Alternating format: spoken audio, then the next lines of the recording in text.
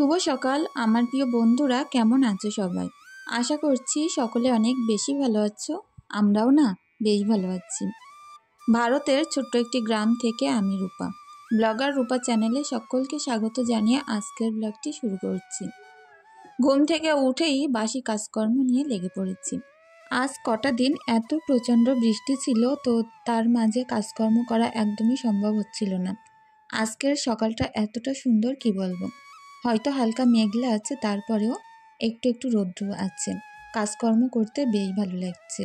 কি জানো তো, এই সানপাড়েটারে বৃষ্টি হলে কিন্তু কাজ করা যায় না, আর বিশেষ করে ফাঁকা জায়গায় সাপ পোকামাকড়ের উপদ্রব বাড়ে। তো আজকে আমি তোমাদের সঙ্গে শেয়ার করব যে আমি যেভাবে একদম ঘরবাড়ি পরিপাটি টকটকে করে রেখে বাড়ি থেকে আমি আজকে একটা জায়গায় যাব। বলেছিলাম না আমরা ঘুরতে যাচ্ছি, তো সেই কারণে ব্যাগটাগুলো গুছিয়ে নিয়ে আমরা বেরোবো। তো সকাল সকাল জানো কাজের কতটা প্রেশার থাকে, সবটাই টাইমের মধ্যে করব। দোকানে যাব আর তারপর আমার ব্যাগ বেডিংও গুছিয়ে নেব। সবটাই করতে হবে যখন একা হাতে, প্ল্যান করে একদম সময় মতো সবটা করে নেব। এদিকে দেখো বাসনগুলো মাজা ধোয়া করে নিয়েছি। কাল একটা চুড়িদার পরে আমি বাজারে গেছিলাম, তো সেটা একটু ছিটেফোঁটা কাদা লেগেছে। ভাবলাম আজকে ওটাকে সুন্দর করে ডলে একটু থাবা দিয়ে দিয়ে কেচে নিই। এমনিতেও নতুন জামা কাপড় আঁচড় দিলে কিন্তু বেশি দিন টেকসই হয় না, তো সেই কারণে একটু এরকম ডলে ডলেই পরিষ্কার করে নিচ্ছি। আর এটা যেহেতু সাদা, সেই কারণে খুব বেশি আমি রগড়াবো না, হালকা হাতে একটু কেচে ধুয়ে নিচ্ছি। কি জানো তো, সাদা জামা কাপড় দেখবে খুব তাড়াতাড়ি নোংরা হয়ে যায়, তো ওই কারণে জামাটা একটুখানি আঁচড় দিয়ে নিলাম।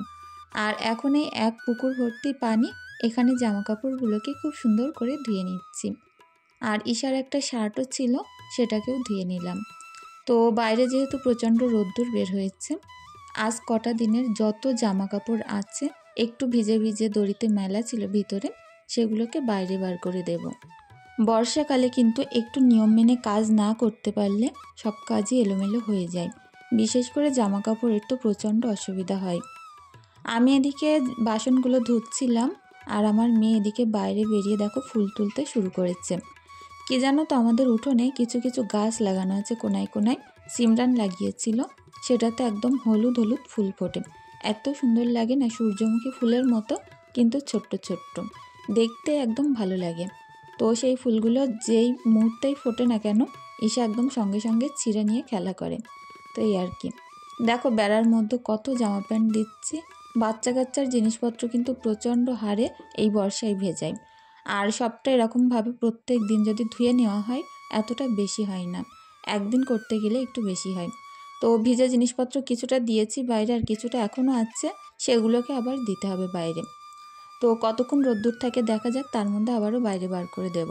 এখন তো ঘরে অনেকগুলো কাজ আছে, ঘরের কাজগুলো সেরে আসি। আর দুটো খাট গোছাতে হবে। এই ঘরটা আমরা শুয়েছিলাম, আর ওই ঘরটায় সিমরান ঈশা শুয়েছিল। তো দুটো ঘরই এলোমেলো আছে, দুটো ঘরই গুছিয়ে নেব। একটা করে কাঁথা নিই, রাতে করে ঠান্ডা লাগে। কি তো প্রচণ্ড গরম, ঠান্ডা লাগার কোনো রকম উপায়ই নেই। সারা রাত প্রচণ্ড গরম লাগছে। তো বর্ষা হলে কিন্তু মাঝে মধ্যে একটু ঠান্ডা লাগে, মাঝে কটা দিন ওরকম ছিল, কিন্তু এখন বর্ষা হলেও প্রচণ্ড গরম। তো যাই হোক, এখানে আমার মেয়ে সকালবেলা স্কুল ড্রেসটা পরেছিল, আর একটা স্কার্ট বার করে বাইরে রেখে গেছে, সেটাকেও আমি তুলে নিলাম। আর এই ঘরে শোকেজের মধ্যে ওর স্কুলের জিনিসপত্র এটা ওটা থাকে, তো এই ঘরটাইও ব্যাগপত্র বই জিনিসপত্র সব কিছুই রাখা হয়। এখান থেকে গুছিয়ে ও ভোরবেলা বাইরে বার হয়। অনেকটাই ভোরবেলা উঠতে হয়, তা নয়তো স্কুল ধরতে পারবে না সিমরান। তো সেই ভোর ভোর উঠে সেখান থেকেই কাজে লেগেছি। আর সব কাজ চেষ্টা করব টাইমের মধ্যে একদম পরিপাটি করতে। আজকে সমস্ত কাজ করতে আমার বেশিক্ষণ কিন্তু সময় লাগেনি। ওই যে একটা কোনো জায়গায় যাওয়ার থাকলে একটা আবেগ থাকে, সেখান থেকেই দেখবে কাজগুলো বেশ তাড়াতাড়ি হয়ে যায়। তো এ ঘরটা মোটামুটি পরিপাটি করে নিয়ে চলে এসেছি পাশের ঘরে। আর এ ঘরটায় যেহেতু বাচ্চারা থাকে, সেই কারণে এরকম একটা মোটা ব্ল্যাঙ্কেট দিয়ে রেখেছি, রাতে করে ঠান্ডা লাগে কি। আর 2-3 বার এসে এসে ঠিক করে দিতে হয়, কারণ কেউই ঠিকমতো গায়ে রাখতে চায় না, হালকা করে একটু পায়ের উপরে দিয়ে রাখতে হয়। তো খাটটাকেও এখন সুন্দর করে টান টান করে নেব। আর এই যে বেডশিটটা, এটা এখন আর বদলাবো না, একদম ঘুরে বাড়িতে আসবো, তারপরে এই বেডশিটটাকে আমি চেঞ্জ করব। কারণ এই 2-3টে দিন তো এইভাবেই পাতা থাকবে, ওটাতে এসে আর শোয়া যাবে না। আর ছোট্ট আমার একটা যে ফ্যান ছিল, চার্জার ফ্যান, সেটাকে আমি চার্জে দিয়ে নিয়েছি। কারণ বাসে যদি গরম লাগে ওটা আমি সাথে করে নিয়ে যাব। তো দেখো খাটটাকে আমি খুব সুন্দর করে টান টান করে রাখছি। হয়তো বেডশিটটা একটু নোংরা আছে, তবে এখন তুলব না, বাড়িতে এসে তারপরে একেবারে তুলে একটা পরিষ্কার বেডশিট আমি পেতে নেব। আর বাইরে কাল একটা আমি বিছনা মেলেছিলাম, ঈশা 1 গ্লাস পানি ফেলে দিয়েছিল, তো এটাকে আমি বাইরে দিয়ে রেখেছিলাম, দেখছি হাওয়ায় হাওয়ায় খুব সুন্দর শুকিয়ে গেছে। এটাকেও এখন ভাঁজ করে জায়গা মতো গুছিয়ে রাখবো, তারপরে বারান্দাকে একদম সুন্দর করে ক্লিন করে নেব। হয়তো দূর থেকে মনে হয় একদম টিপটপ পরিষ্কার আছে, কিন্তু না, জানো তো টিকটিকিতে এত পরিমাণে পটি করে যে এই বারান্দা পুরো ভর্তি হয়ে থাকে। তো বারান্দাটা এখন খুব সুন্দর করে ক্লিন করে নিচ্ছি। আর যেহেতু অনেক বড় বারান্দা, একটু সময় লাগে, তবে সময় নিয়ে হাতে ধরেই বারান্দাকে আমি পরিষ্কার করে থাকি। আর আজকে অনেক কিছুই রান্নাবান্না করতে হবে, যেহেতু গাড়িতে করে নিয়ে যাব, সেই কারণে ভাবছি একটু খামির করে রুটি করে নেব, যাতে করে রুটিগুলো নরম হয়।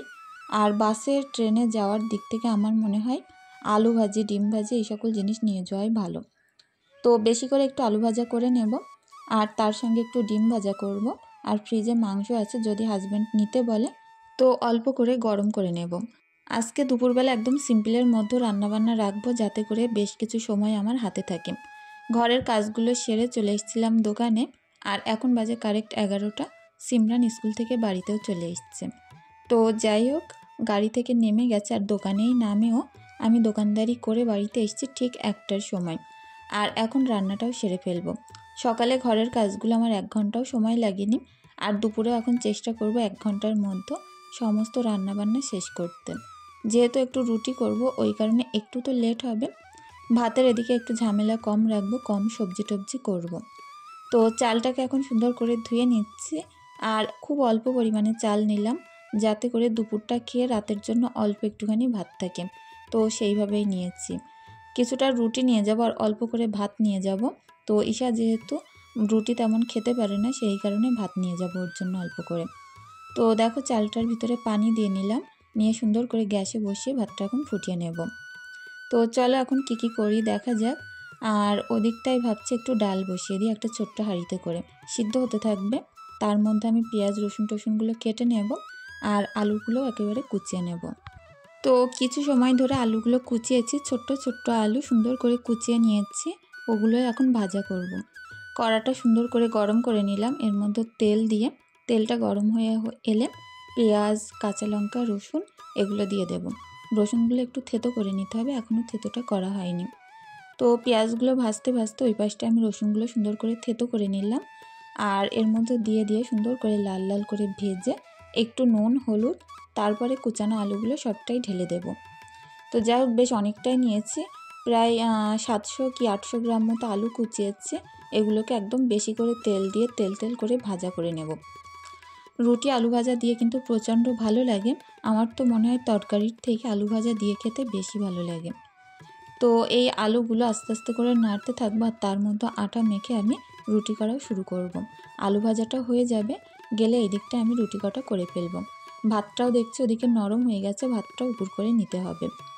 তো যাই হোক, এর মাঝে আমি পানি গরম করে নিয়েছিলাম, তারপরে আটাগুলো মেখে নিয়েছিলাম। এখন সুন্দর করে রুটি করে নিচ্ছি, আর ভাতটাও উপর করে নিয়েছি। তো রুটিগুলো সুন্দর করে বেলবো গোল গোল করে, আর একটা একটা করে এখন ছেঁকে নেব। এক হাত দিয়ে বেলা ছেঁকা একটু কিন্তু টাফ, তবে কি জানো তো, করে নিতে পারলে বেশ তাড়াতাড়ি হয়ে যায়।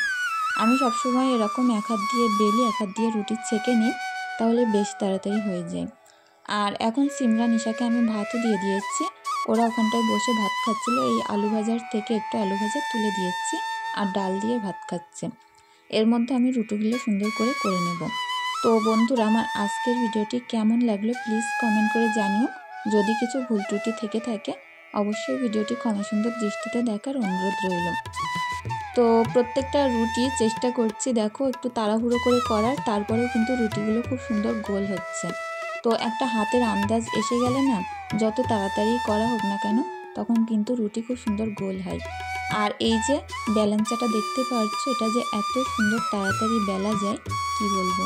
এমনি বেলুনগুলোর থেকে এগুলো প্রচণ্ড হালকা, আর বেলতে প্রচণ্ড সুবিধা হয়। তো সেই কারণে আমি এটা দিয়েই বেলে থাকি, আর রুটি অনেক তাড়াতাড়ি গোল আর বড় বড় হয়। তো সেই কারণে আর কি, রুটিগুলো এখন ছেঁকে নিয়ে একটা একটা করে তুলে নেব। তো আমার আজকের ভিডিওটি তোমাদের কেমন লাগলো প্লিজ কমেন্টে জানিও। আজকের মতো এখানেই শেষ করছি। ধন্যবাদ।